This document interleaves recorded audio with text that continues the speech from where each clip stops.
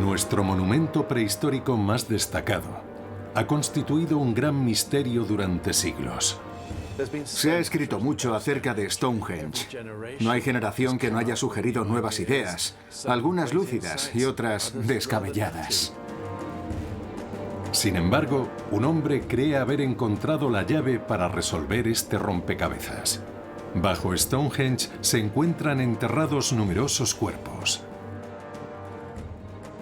Y ahora el profesor Mike Parker Pearson y su equipo han recibido permiso para analizarlos por primera vez. En este documental examinaremos su innovador trabajo, una investigación que cambiará por completo la visión que teníamos de Stonehenge. Hará que nos replanteemos su fecha de construcción y demostrará que el monumento que hoy conocemos no se corresponde con el Stonehenge original. Descubriremos pruebas irrefutables que otrora sirvieron de nexo de unión en estas islas y resolveremos el misterio de su declive. Stonehenge, el regreso de los muertos. La extraordinaria historia de los muertos de Stonehenge empieza en 1919. Un equipo encabezado por el arqueólogo William Hawley se encontraba excavando en el monumento prehistórico más célebre de Gran Bretaña, cuando de repente descubre un anillo exterior de agujeros. Algunos de ellos escondían un sorprendente secreto: los restos de antiguos cuerpos. William Hawley desenterró muchas tumbas de incineración en Stonehenge, pero no sabía qué hacer con su contenido. Así que lo dejó en manos de su ayudante, que lo metió en sacos y lo enterró en 1935. Recientemente, el equipo de Mike Parker Pearson recibió un permiso especial para recuperar aquellos restos. El ayudante de Hawley había enterrado de nuevo todos los huesos en un único agujero que nadie había vuelto a excavar, razón por la que el equipo de Mike desconocía qué se podría encontrar. La única pista que tenían eran unas líneas escritas en una libreta de hacía 75 años, según la cual los restos habían sido enterrados bajo una placa. Así que empezamos a desenterrar y llegamos a una capa en la que había una placa de plomo. El ayudante de Hawley había pedido que escribieran en ella: aquí se encuentran los huesos de la gente de Stonehenge. Pero la placa desvelaría una sorpresa inesperada. Es lo peor que podría pasar. El ayudante de Hawley había complicado más si cabe esta historia detectivesca. Teníamos la esperanza de que hubiera hecho divisiones individuales dentro del foso, pero los restos estaban mezclados. Eso significa que nos topamos con una gran masa de material heterogéneo. Se avecinaba un trabajo muy complicado: separar los distintos fragmentos. Los miembros del equipo reúnen cuidadosamente el amasijo de huesos y lo llevan al laboratorio. Allí se iniciaría el arduo proceso de individualizar los más de 50.000 fragmentos. Mientras, Mike aprovecha para examinar el hoyo en el que aparecieron, y no tarda en llegar a una conclusión que reescribiría la historia de Stonehenge. El monumento prehistórico más icónico de Gran Bretaña está compuesto de un círculo central de enormes bloques llamados sarsens, es decir, bloques de arenisca coronados por dinteles. Y dentro del anillo se erigen otros bloques más pequeños, los llamados bluestones, es decir, bloques de dolerita. Siempre se había pensado que la colocación de todos los bloques había tenido lugar al mismo tiempo en el año 2500 a.C., pero el descubrimiento de Mike apuntaría en otra dirección. Lo que tenemos aquí es una superficie muy suave y plana que, sin embargo, tiene muchos fragmentos incrustados, y en los extremos vemos trozos de piedra caliza. La piedra caliza mostraba indicios de desgaste que solamente podrían haber sido provocados por un peso descomunal. Lo que sucede cuando colocas verticalmente un bloque muy grande en un lugar como este es que destrozas la piedra caliza y esta pierde su estructura. Todo indica que esta va a ser la posición en la que colocaron el bloque. Eso significa que tienen que haber encajado en esos agujeros unos bloques bastante estrechos, y en Stonehenge solamente hay un candidato, la dolerita. Las nuevas pruebas de Mike colocan ahora a la dolerita en los mismos agujeros en los que aparecieron los cuerpos, los 56 agujeros que rodean el monumento de piedra. ¿Podría ser una coincidencia? Mike no lo cree así. Y la clave para demostrarlo llega con el examen de los primeros huesos en el laboratorio. Es un fragmento muy pequeño de hueso con incrustaciones de carbonato de calcio. Se ha pegado al hueso a partir del entorno calizo. En vista de cómo algunos huesos cremados se habían incrustado en la piedra caliza del agujero funerario, Mike deduce que los habían introducido allí al mismo tiempo que la dolerita, algo tremendamente significativo para Mike. Creo que nos muestra algo muy importante, que hay una asociación deliberada entre los restos de alguien y una de las piedras. Es casi como una lápida. Una datación preliminar por radiocarbono de los huesos desveló que fueron enterrados junto con la dolerita en el año 3000 a.C. Mike acababa de desterrar otra creencia sobre Stonehenge. El monumento resultaba tener 500 años más de antigüedad de lo que se había pensado siempre. Esto supuso un volantazo con respecto a la visión aceptada de Stonehenge. Los indicios de Mike demuestran que Stonehenge, famoso en todo el mundo por su aspecto único, no siempre había lucido así. De hecho, este habría sido su aspecto hace 5000 años en el momento de su construcción, antes de que colocaran los gigantescos bloques de arenisca. Un descomunal cementerio prehistórico. Cada una de las piedras determinaba dónde se encontraban las tumbas de los restos que están analizando en este momento Mike y su equipo. Podría tratarse de las personas más importantes de la Gran Bretaña de la Edad de Piedra. Entonces, ¿quiénes eran? Ahora que los fragmentos de huesos están dispuestos sobre la mesa de un laboratorio, Mike y su equipo pueden realizar análisis científicos más avanzados. Eso sí, antes deberán reconstruir un rompecabezas prehistórico de 50.000 piezas. No se puede decir mucho. Con algunos fragmentos incluso dudas de si son huesos porque han pasado un proceso de cremación. Pero si lo miras con criterio científico, te das cuenta de que pertenecen a distintas partes del esqueleto. Las costillas, las vértebras, la mandíbula, el cráneo. El primer misterio por resolver es de cuántos cuerpos estamos hablando. Christy Willis, antropóloga experta en huesos, ya ha realizado un descubrimiento que sirve de pistoletazo de salida a la investigación. Los huesos más abundantes que hemos encontrado en el yacimiento han sido huesos del oído, del izquierdo y del derecho. Y gracias a eso podemos diferenciar a los individuos. Este es uno de los huesos del oído, que son muy fáciles de reconocer. Son huesos muy sólidos, muy compactos. Aquí empezaría el canal auditivo. Este huesecillo permitirá que el equipo de Mike diferencie a los individuos. Y de esta manera se podrá saber de cuántas personas estamos hablando. Entonces será posible llevar a cabo otras pruebas más complejas sobre los restos de cada individuo. La datación por radiocarbono ofrecerá datos precisos sobre el fallecimiento de los integrantes del grupo y ayudará a Mike a entender las relaciones entre individuos. Hasta entonces, Mike y sus compañeros revisan aspectos de la sociedad prehistórica con el fin de afinar la identificación de los cuerpos. En su proceso de investigación, destierran mitos íntimamente relacionados con la Edad de Piedra. Cuando uno usa términos como edad de piedra o neolítico, la imagen que se hace la gente es la de un grupo de hombres peludos con fuego en las cavernas.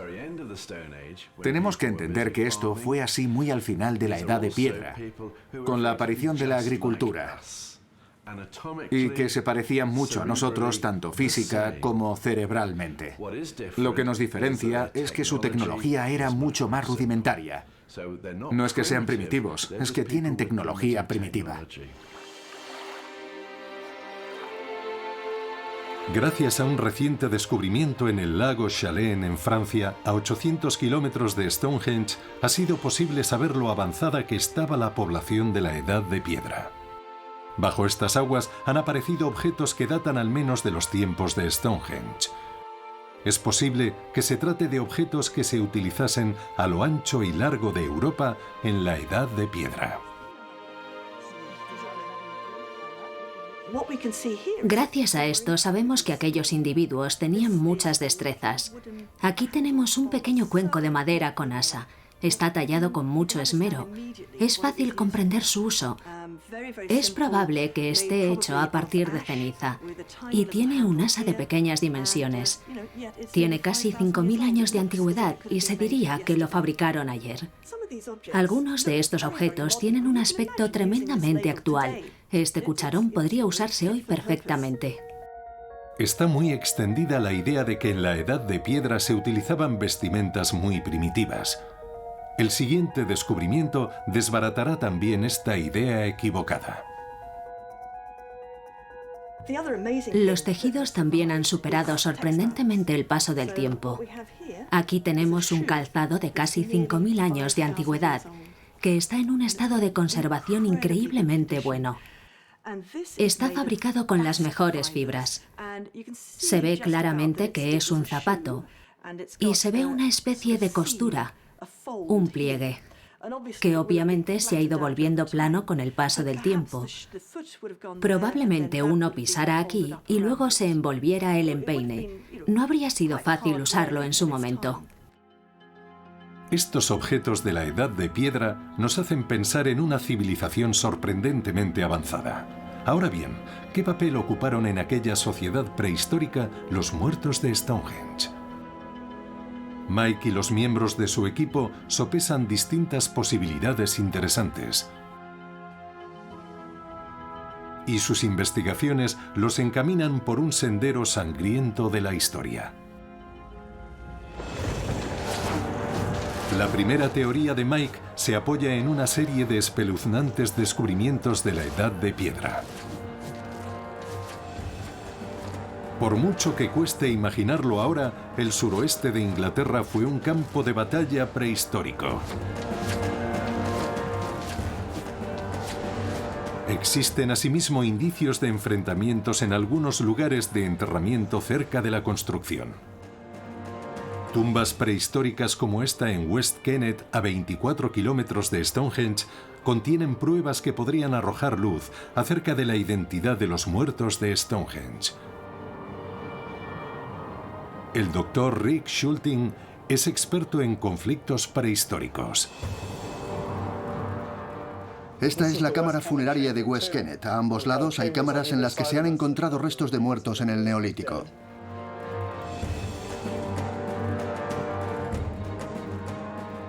La mayor parte de los restos humanos del Neolítico proceden de espacios como este. Estas eran las fosas comunes y estas son las pruebas que analizamos. En algunas ocasiones hemos encontrado indicios de heridas mal curadas, como por ejemplo este caso. Es una réplica de un cráneo con una herida sin curar. Son lesiones habituales en aquel periodo. Los campos de batalla de la prehistoria están trufados de puntas de flecha y otros objetos, lo que nos deja entrever sangrientos choques. Así no es posible descartar que los individuos enterrados en Stonehenge fueran un grupo de guerreros o de víctimas de una batalla prehistórica.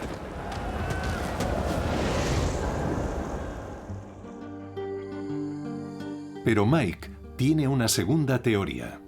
Entre los huesos cremados de los cuerpos encontrados en Stonehenge, su equipo ha dado con 2 pistas que sugieren que el grupo de individuos enterrados desempeñaba un papel muy distinto en la sociedad de la Edad de Piedra.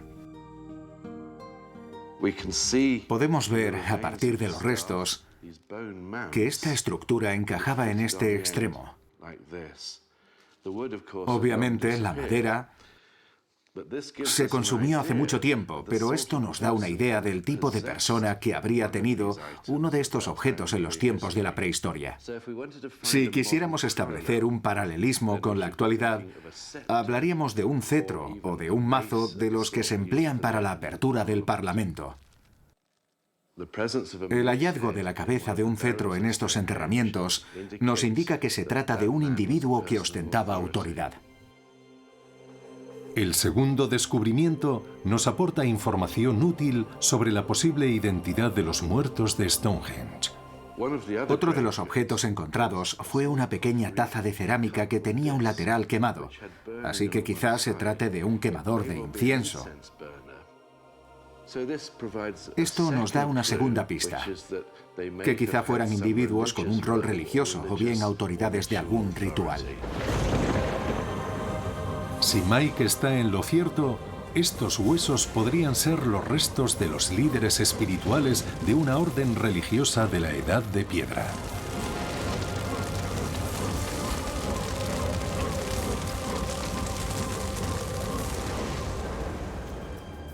Durante este tiempo, Christie ha estado realizando progresos en el laboratorio y podría echar por tierra ambas teorías. Este fragmento de apariencia poco llamativa tiene una característica única que determinará si perteneció a un hombre o a una mujer. El segundo hueso más común que hemos logrado identificar es el hueso occipital. Aquí tenemos varios. Es un hueso localizado en la cara trasera del cráneo y lo reconocemos porque aparecen fragmentos mucho más grandes. Al pasar los huesos occipitales por un escáner, la imagen resultante permitirá al equipo de investigadores de Mike calibrar con exactitud el grosor del hueso, un indicador fiable de género. Aquí tenemos la imagen del primer hueso occipital. Sí, el hueso de la parte trasera de la cabeza. Se ve claramente la forma, ¿verdad? Así es. Si nos fijamos bien en esta imagen obtenida por el escáner, vemos que el perfil es cada vez más rugoso. Sí. Y de repente se corta. Sí. Ese es el punto en el que se unen los músculos de la parte trasera de la cabeza. ¿Podemos pensar que se corresponde con un varón? Sí, efectivamente. La siguiente muestra que analizan no tiene nada que ver. Aquí tenemos el hueso occipital de una mujer. Vemos bien cada uno de los tramos, que se suceden con naturalidad. Sí, lo veo. Y de repente hace una curva. Es decir, que no se trata de un cementerio de monjes o de guerreros varones. Eso es. A pesar del descubrimiento de lo que podrían ser objetos religiosos, el hecho de encontrar restos de mujeres y de hombres hace pensar a Mike que es poco probable que los muertos de Stonehenge pertenecieran a una orden religiosa. E igualmente, que fueran integrantes de un ejército. Es complicado hablar en términos tajantes, pero se podría generalizar y decir que es poco habitual encontrar órdenes religiosas cuyos integrantes fueran hombres y mujeres, o ejércitos integrados por hombres y mujeres. La mezcla de sexos nos sugiere que se trata de algo distinto. Entonces, ¿quiénes podrían ser los muertos de Stonehenge? El equipo está a punto de concluir las pruebas de laboratorio realizadas a los huesos. El número total de cuerpos recuperados del monumento asciende a 63 y hay tantos hombres como mujeres y niños. ¿Qué conclusión extrae Mike de esta información? Los resultados de las pruebas de radiocarbono le permitirán interpretar la relación existente entre los individuos.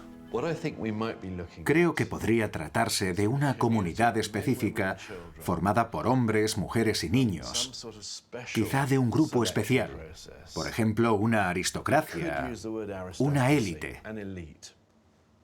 Lo interesante es que estamos hablando del enterramiento de una comunidad. También podría tratarse de distintas familias, y esto nos da información muy útil acerca de su organización. No solo de las construcciones megalíticas, sino del estilo de vida de aquellas personas. No se trata de una sociedad de individuos, sino de una sociedad que prima la comunidad incluso más de lo que nos imaginábamos. Los resultados nos hacen pensar que entre los años 3000 y 2800 a.C. se produjeron de manera habitual enterramientos de hombres, mujeres y niños. Si Mike está en lo cierto, aquellas personas formaban parte de una aristocracia de la Edad de Piedra. Sus restos fueron cremados y sus tumbas marcadas por un anillo de doleritas. Las familias prehistóricas más destacadas, inmortalizadas en el monumento prehistórico más importante de Gran Bretaña.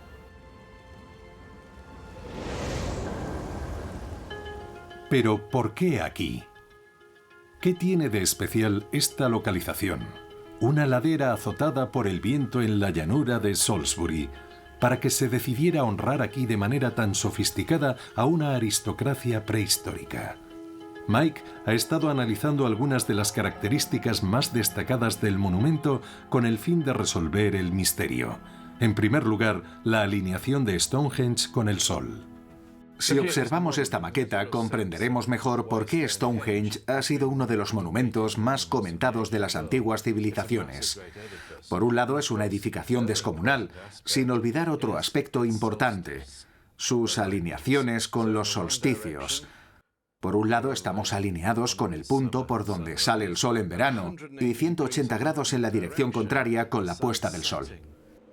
Los visitantes de Stonehenge siguen comprobando en la actualidad que el punto por donde sale el sol en verano y el punto por donde se pone en invierno están perfectamente alineados a través de los bloques centrales, algo que no puede ser una coincidencia. Está claro que se tuvo en cuenta para la construcción del monumento. Los solsticios eran importantes porque les ayudaban a gestionar el tiempo. Definen momentos capitales en el ciclo solar. Y especialmente en mitad del invierno, la transición de un año viejo a uno nuevo.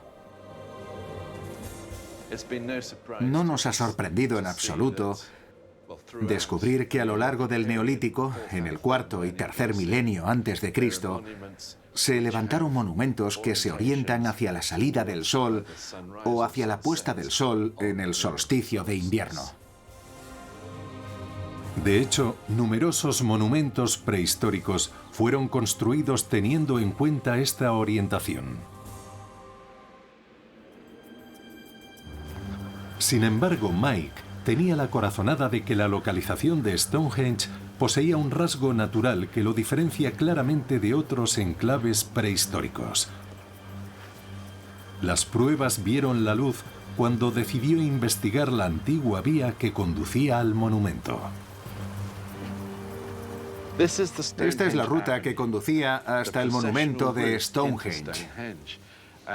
Se componía de una zanja a cada lado y de una ladera, y habría otra ladera paralela.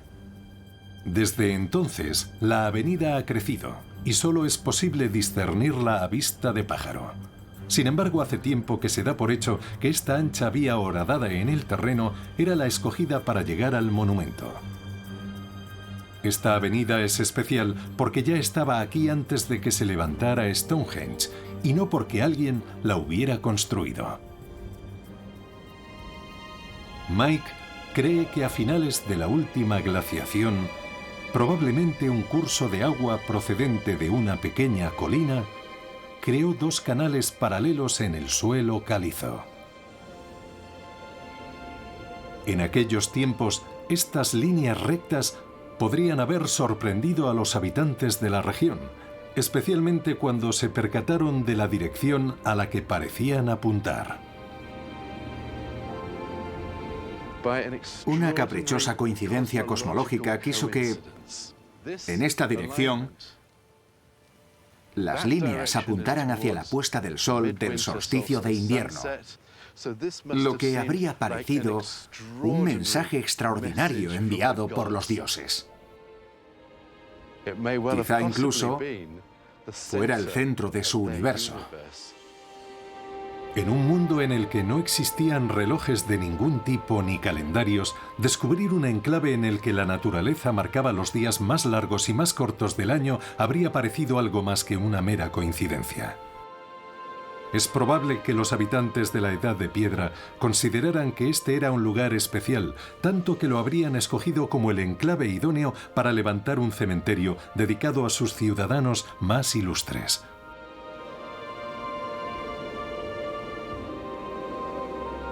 No obstante, lo que hacía especial a Stonehenge no era solo su ubicación, sino también el origen de sus bloques. Hubo algo que dejó anonadados a los primeros arqueólogos.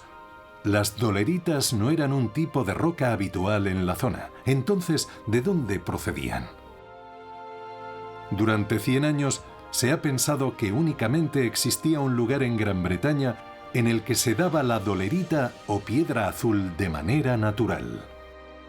En la región occidental de Gales, a 280 kilómetros de Stonehenge.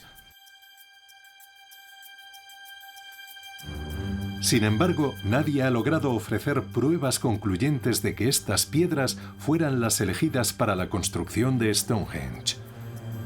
Mike y su equipo se esfuerzan al máximo para resolver este misterio.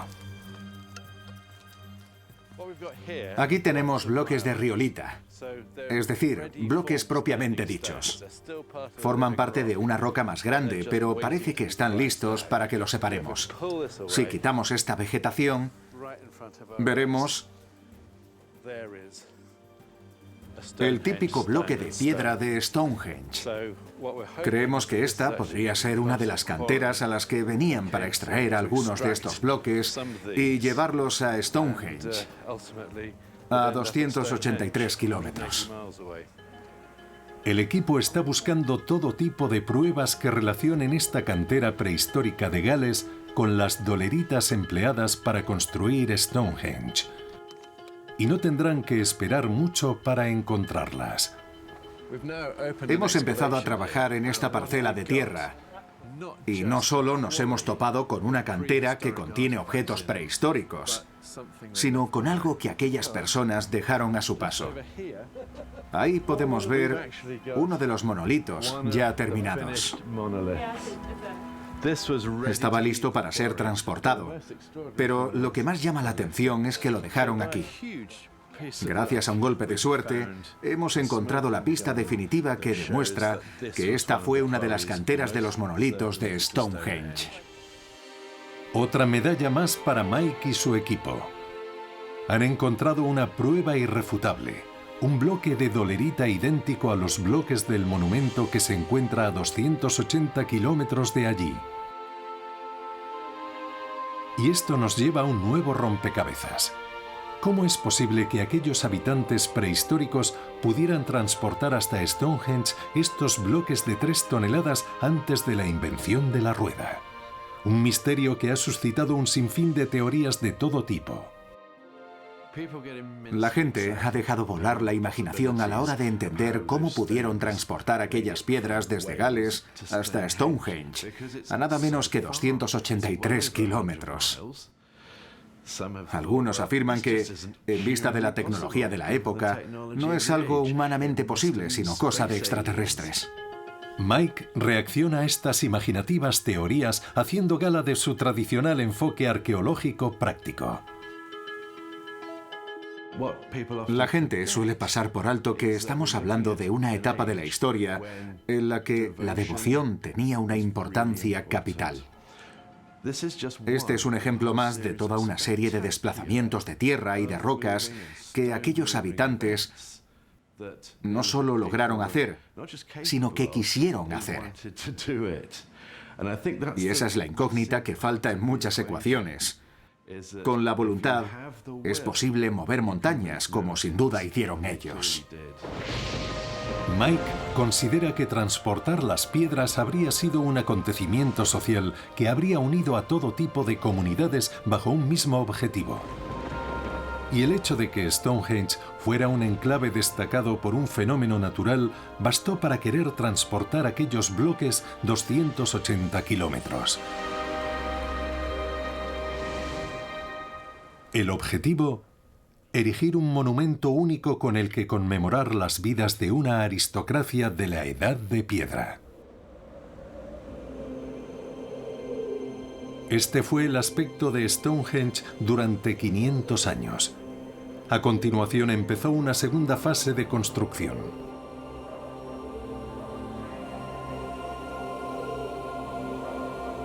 Unos inmensos bloques de arenisca fueron trasladados desde canteras situadas a 30 kilómetros e instalados aquí, transformando así por completo el aspecto del enclave. Tiene que haber hecho falta una gran mano de obra para llevar a cabo esta construcción. Este es uno de los grandes monumentos de la Europa prehistórica. En total, más de 2.000 toneladas de piedra fueron extraídas, esculpidas, arrastradas y puestas en pie para completar esta fase de la construcción. El resultado final es la icónica apariencia que conocemos hoy. Durante mucho tiempo, los arqueólogos han centrado su atención en la descomunal obra de ingeniería que habría sido necesaria para completar esta segunda fase. Pero ahora Mike Parker Pearson y su equipo saben que esta historia de ingeniería esconde más de lo que imaginaban, y es gracias a un descubrimiento realizado a 3 kilómetros del monumento.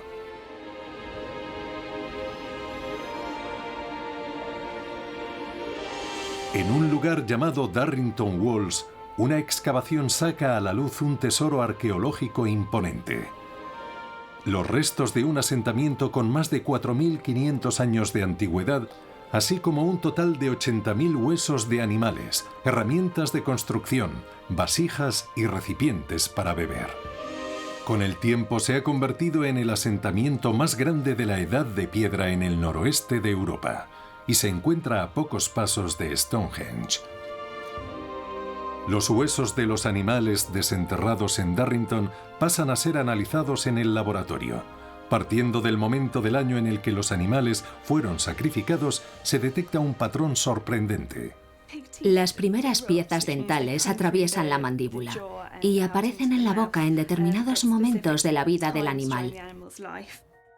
Eso significa que si analizamos qué dientes han salido, podemos determinar la edad del animal cuando murió y saber si lo mataron el primer invierno de su vida.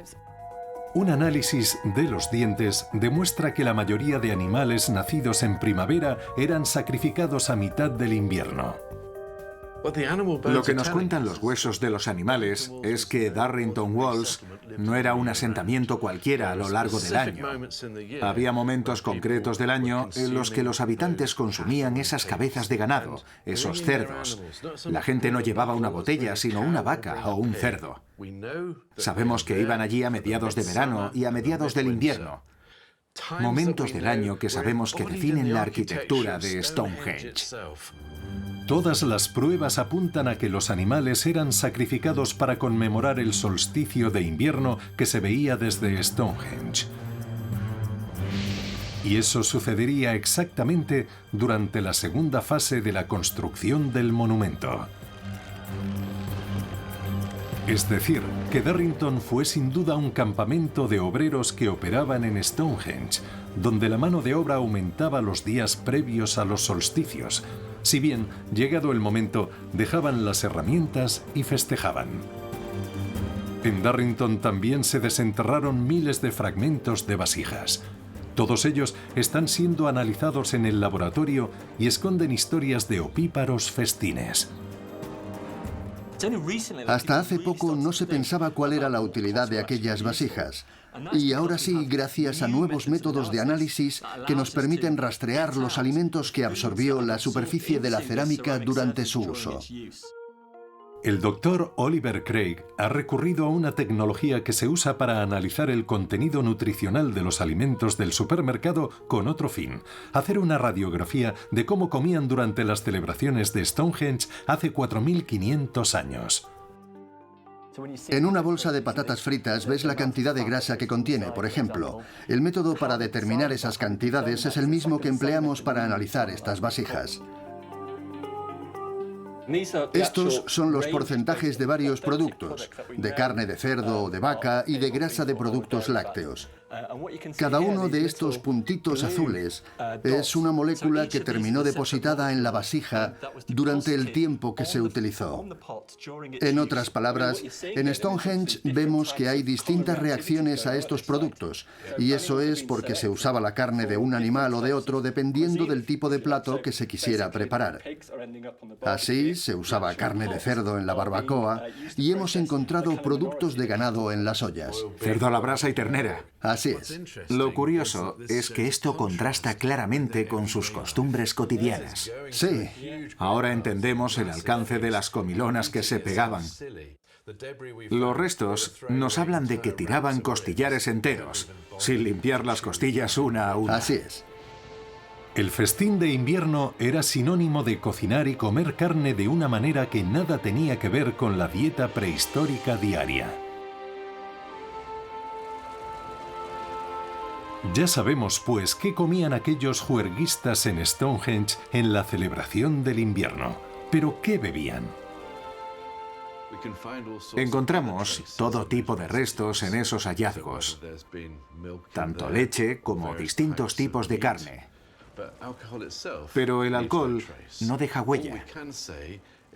Sí podemos decir que seguramente fueran conocedores de todas las propiedades de la levadura tras 1000 años trabajando con cereales. Por su propio bien, espero que hicieran fermentación alcohólica. Es fácil imaginar las imágenes de un festín a escala épica. Pero Mike y su equipo todavía desconocen las dimensiones de aquellos festejos. Se calcula que el número de habitantes de la región que rodeaba Stonehenge no era muy elevado. Así que, ¿de dónde procedían los participantes? El equipo de Mike realiza otro análisis innovador. Estudia a nivel atómico los dientes de los animales encontrados en Darrington. Y este curioso proceso desvela sorprendentemente de dónde procedían los obreros y los fiesteros. Los dientes son muy importantes porque incorporan elementos que nos pueden dar mucha información sobre la dieta de los animales. Para empezar, extraemos la pieza. Luego limpiamos la superficie y cortamos una sección. A partir de ahí, cortamos un pequeño fragmento. Las muestras con las que trabajamos son de este tamaño, es decir, con una muestra limpia de esmalte. Esto lo disolvemos en un laboratorio químico porque nos permite separar el estroncio de los demás elementos que no nos interesan. Cuando los arqueólogos analizamos la composición de las piezas dentales, podemos emplear la composición isotópica del estroncio para descubrir dónde vivió el animal durante el tiempo de formación de los dientes. Los isótopos del estroncio varían de un lugar a otro y cada uno deja una huella distinta. Estos átomos entran en la dieta a través del agua que se bebe y quedan atrapados en los dientes y en los huesos. Los análisis ayudan a descubrir la procedencia de cada animal y, por ende, hasta qué punto sus propietarios estaban dispuestos a recorrer grandes distancias para participar en las celebraciones de Stonehenge. Este es el mapa británico de isótopos de estroncio. Sí. Aquí vemos las distintas composiciones del isótopo de estroncio en Gran Bretaña. Darrington Wells está en los tonos azulados, ¿verdad? Sí, en el color azul claro. En los análisis comprobaremos qué animales habían pastado en esa zona. En color azul claro. O en una zona adyacente. Lo esperable sería que todos nuestros animales procedieran de estas zonas azuladas y verdes. Así es. Y si ahora analizamos los datos de Darrington Walls, descubrimos mucha información. Mira estos tonos anaranjados y rojizos. ¿De dónde crees que proceden? Tienen que venir de más lejos. La mayoría de regiones en las que podrían encajar mejor esos valores están en Escocia. Allí encontramos rocas muy antiguas que generarían estos valores. Está en el otro extremo del país con respecto a Stonehenge. Sí, Me deja sin palabras. sí. Este innovador proceso saca a la luz un hecho extraordinario: que los que participaban en aquellos trabajos y festejos procedían de toda Gran Bretaña.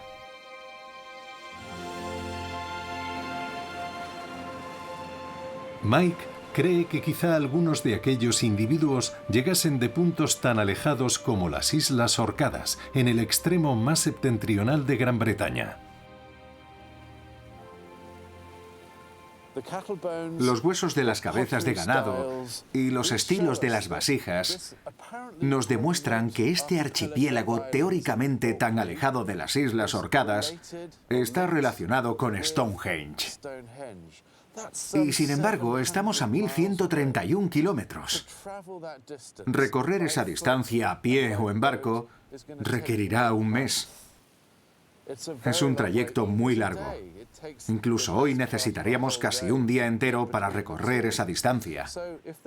Y si están yendo y viniendo continuamente, todo se complica más, porque no olvidemos que van acompañados de animales hacia el sur.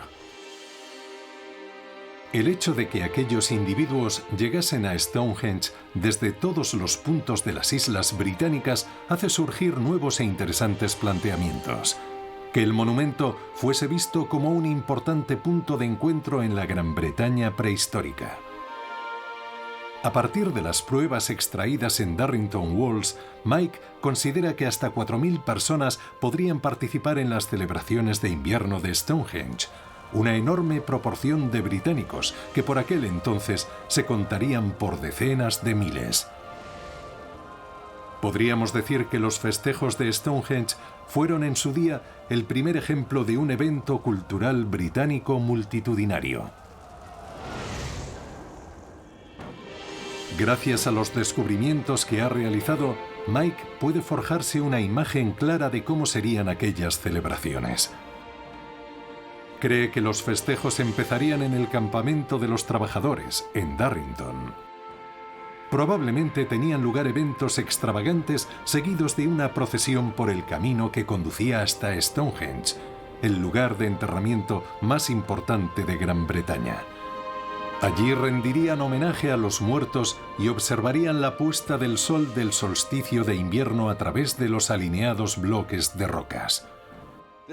Seguramente fuera un acontecimiento muy destacado, porque no se tiene conocimiento de ninguna reunión similar en fechas precedentes. Estamos hablando de una magnitud diferente, y podemos imaginar la pasión que se viviría. Una pasión nunca vivida hasta entonces.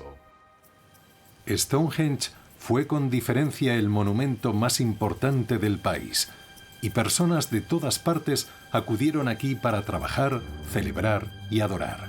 Pero sus días como punto de encuentro en Gran Bretaña estaban contados. En cuestión de años sucedería algo que cambiaría la civilización británica para siempre.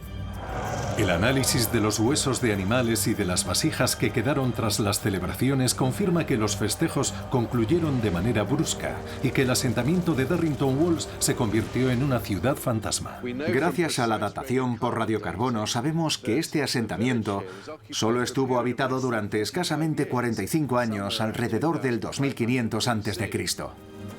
Stonehenge dejó de ser el lugar de referencia de Gran Bretaña y todo indica que dejaron de celebrarse eventos en este enclave. ¿Qué provocó aquel punto de inflexión en las costumbres de toda una nación? Mike Parker Pearson cree que las respuestas llevan enterradas en la tumba de un guerrero desde hace miles de años. Estos huesos aparecieron enterrados cerca del monumento, pero poco tienen que ver con los diminutos fragmentos encontrados en anteriores descubrimientos. Estos huesos no los cremaron. Se trata de uno de los enterramientos prehistóricos más conocidos. Es el llamado arquero de Amesbury y representa un cambio en las prácticas funerarias de la Gran Bretaña prehistórica. No solo sería un individuo destacado, sino que el funeral habría sido todo un acontecimiento. Con anterioridad, a la gente se la cremaba y se la enterraba con distintos objetos. Al arquero, como podemos ver, se le enterró con más de 100 objetos. Es el enterramiento más pomposo de aquel periodo. Estas tradiciones funerarias tan diferentes no solo son sinónimo de un cambio social, sino que hacen pensar en la aparición de un pueblo totalmente nuevo en Gran Bretaña, un pueblo que los arqueólogos conocen como el pueblo del vaso campaniforme. Se le conoce como el entierro de la cultura del vaso campaniforme por estas vasijas tan características. Este tipo de vasijas no las encontramos en Gran Bretaña hasta que aparecieron las grandes areniscas en Stonehenge, es decir, hasta el año 2500 a.C. Aquella nueva cultura respetó Stonehenge. De hecho, reservó la zona que rodeaba al monumento para sus enterramientos más importantes. Pero se produjo un cambio radical en cuanto a su manera de honrar a los muertos. Este es un túmulo semicircular. Es un montículo funerario de los tiempos de la cultura campaniforme y se remonta al año 2000 a.C. Es un lugar donde enterraban los cuerpos sin haberlos incinerado antes y sobre el cuerpo levantaban un montículo. Sabemos que Stonehenge fue importante para la cultura campaniforme porque los túmulos están distribuidos por todo el enclave. Algunos están tapados por árboles. De esta manera, comprobamos cuánto significaba Stonehenge para ellos cientos de años después de su construcción. Sin embargo, la disposición de los muertos de la cultura del vaso campaniforme es distinta con respecto a las prácticas funerarias de pueblos anteriores. Las 63 cremaciones de Stonehenge estaban dispuestas en círculo y ninguna tumba destacaba más que otra. Sin embargo, esta cultura honraba a sus muertos de manera muy diferente.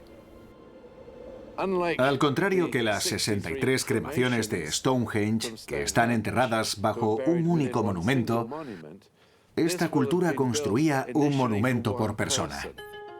Este nuevo pueblo ponía mucho más énfasis en el individuo que en la comunidad. ¿Quiénes eran, pues, los misteriosos miembros de esta cultura y de dónde procedían? El hecho de que no cremaran a sus muertos es todo un regalo para el equipo de investigación de Mike.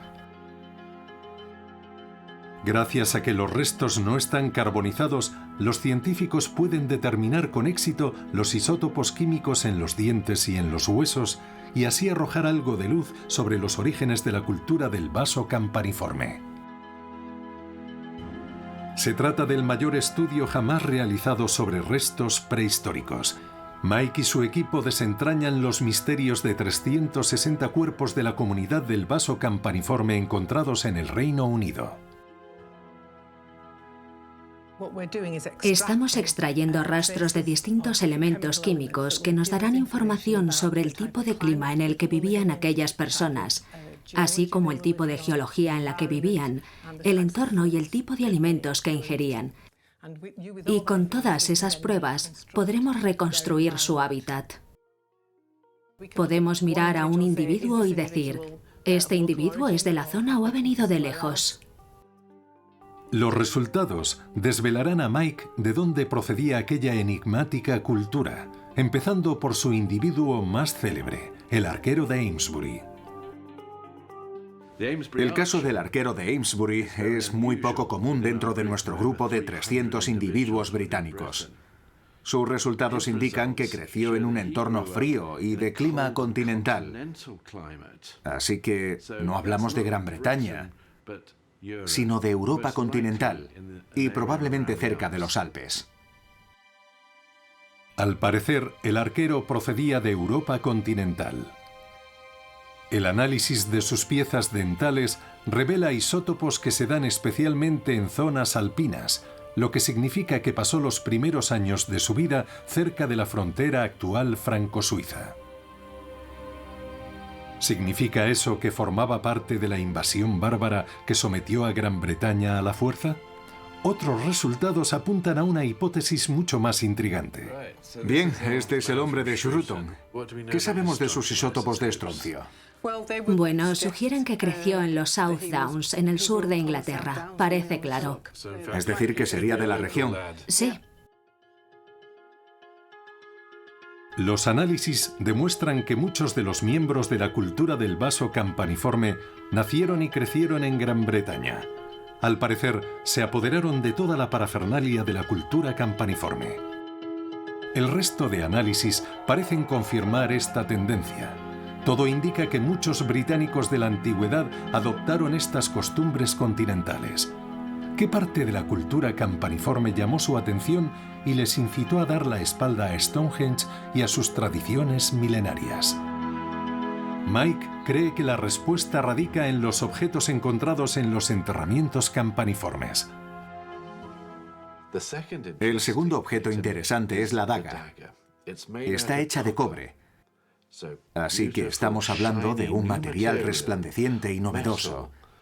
El metal era una novedad en Gran Bretaña. Se trata de un cuchillo muy pequeño y no parece el arma más eficaz del mundo. Se trataría, por lo tanto, de un objeto que denotaría estatus, a la vez que ofrecería cierta utilidad práctica, algo vanguardista. Este objeto importado probablemente dejó una profunda huella en los primeros individuos que lo encontrarían. La antigua cultura británica llevaba miles de años basada en la piedra, en herramientas rudimentarias y en armas toscas. A sus ojos, el brillante, manejable y llamativo objeto aportado por la cultura del vaso campaniforme habría parecido algo casi mágico. Algo que cambiaría el funcionamiento de aquella sociedad. Está compuesto de cobre y de oro. Y con esos metales no habría quien te tosiera. Es el nacimiento de la cultura del brillo. Esto supone para Mike la culminación de 30 años de una investigación pionera. La cultura del vaso campaniforme le ha dado la pieza que faltaba de su rompecabezas.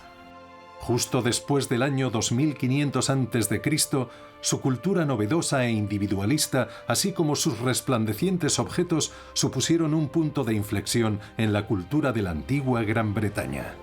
Se llevó por delante la cultura colectiva que otrora había reunido a personas procedentes de distintos puntos de estas islas para compartir los festejos de los solsticios. Asimismo, transformó la manera en la que los antiguos habitantes habían utilizado Stonehenge.